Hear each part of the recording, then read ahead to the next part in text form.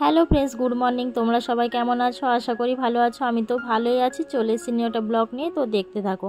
তো আজকে সকাল সকাল ঘুম থেকে উঠে পড়েছি। উঠে কিন্তু দেখো ঘরটাকে আমি ভালো করে ঝাঁট দিয়ে নিচ্ছি, কারণ আজকে বৃহস্পতিবার। ঘরটা ভালো করে ঝাঁট দিয়ে তারপরে যাব উঠোন ঝাঁট দিতে। তো মায়ের ঘরটা ঝাঁট দেওয়া কমপ্লিট হয়ে গেছে, তো এরপরে আমার ঘরটা যেন ঝাঁট দিয়ে নিচ্ছি। তো দেখো চলে এসেছি, ঘরটা ঝাঁট দেওয়া কমপ্লিট হয়ে গেছে। এবার চলে এসেছি উঠোন ঝাঁট দিতে। উঠোনটা ভালো করে ঝাঁটটা দিয়ে নিই, তারপরে মেয়েদেরকে ঘুম থেকে ডাকবো। আজ আর আমার ছোটো মেয়ে স্কুলে যাবে না, যাবে হচ্ছে বড় মেয়ে। সেই জন্য বড় মেয়ে যেহেতু স্কুলে যাবে, সেই জন্য আরও সকাল সকাল করে উঠতে হয়েছে, কারণ ও এতদিন স্কুলে যায়নি। এই কারণেই, যেহেতু রাস্তায় বৃষ্টির জল জমা ছিল, তারপরে স্কুল ছুটি ছিল, সেই জন্য এই করে ওর স্কুলে যাওয়া হয়নি।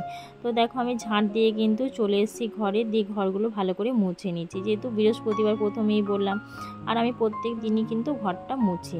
দুটো ঘরই মোছা হয় আমাদের। ঘর মোছা হয়ে গেছে, এবারে কিন্তু ব্রাশ করে আমি আর মেয়ে, ছোটো মেয়ে দেখো চলে এসেছি ঘরে এসে, যেহেতু এবারে ওদিকে একটুখানি নাস্তা করিয়ে নিয়ে আবার খাবার খাইয়ে তারপরে একটুখানি পড়তে বসানো হবে। সে আমি আর বসাবো না, মা বসাবে। তো আমি দেখো এখানে চান টান করে চলে এসেছি মেয়ের জন্য যেহেতু খাবার করতে।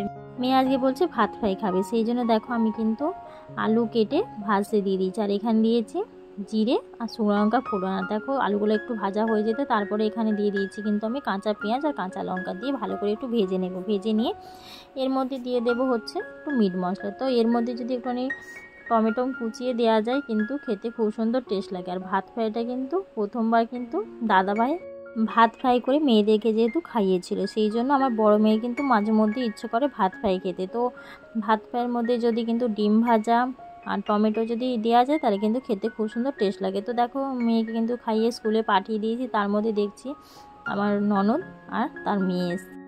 ওরা যেহেতু অনেকক্ষণ এসেছে, তাই এবার বাড়ি চলে যাচ্ছে। তো ও যাচ্ছে বাপের বাড়ি, যেহেতু ওর আমাদের বাড়ির সামনে দিয়ে বাপের বাড়ি যেতে হয়, সেই জন্য ও এখান দিয়ে মেয়েকে নিয়ে যাচ্ছিলো বলে বাড়িতে ঢুকেছিল। তো ছোটোটা যেহেতু রয়েছে, সেই জন্য ওর সাথে একটু দেখা করে গেল। তো দেখো যাই হোক, আজকে কিন্তু ওয়েদারটা সত্যি খুব ভালো আছে, ঠিক আছে। আমার কিন্তু খুব খুশি আজকের ওয়েদারটা দেখে, কিন্তু পুরো রৌদ্র উঠেছে আর শরতের ওয়েদার, মানে খুব সুন্দর লাগছে আর কি দেখতে। তো যাই হোক, ওরা চলে গেল বাড়ি, আমি কিন্তু ঘরে ঢুকে পড়েছি। ঢুকে এসে কিন্তু দেখো আজকে আমার ঘরের কাঁচগুলো কিন্তু শোকেসের, তারপরে ড্রেসিং টেবিলের কাঁচগুলো একটু পরিষ্কার করে নিচ্ছি।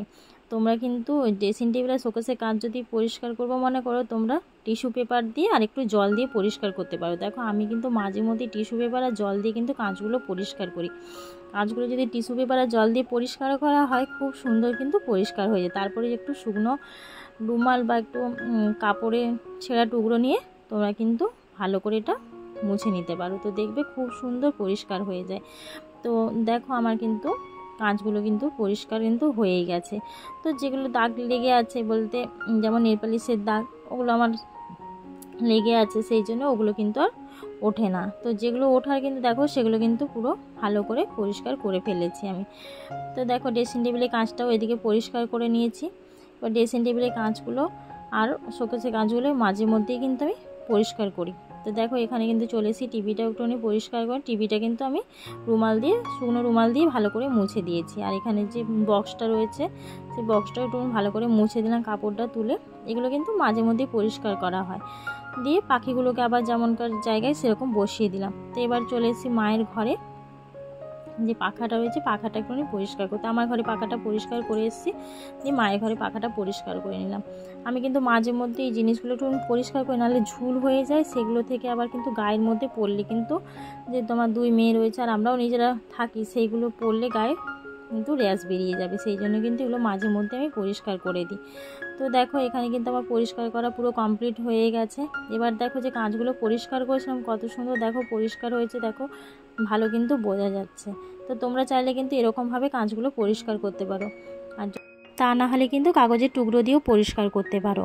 আমার মনে হয় সব থেকে কিন্তু কাগজের টুকরোর থেকে যদি টিস্যু পেপার দিয়ে ভালো করে পরিষ্কার করা হয়, কিন্তু খুব সুন্দর পরিষ্কার হয়। তোমরা চাইলে কিন্তু এভাবে পরিষ্কার করতে পারো, কলিংয়ের থেকে কিন্তু ভালো পরিষ্কার। যদি ভিডিওটা ভালো লাগে লাইক কমেন্ট করে দেবে।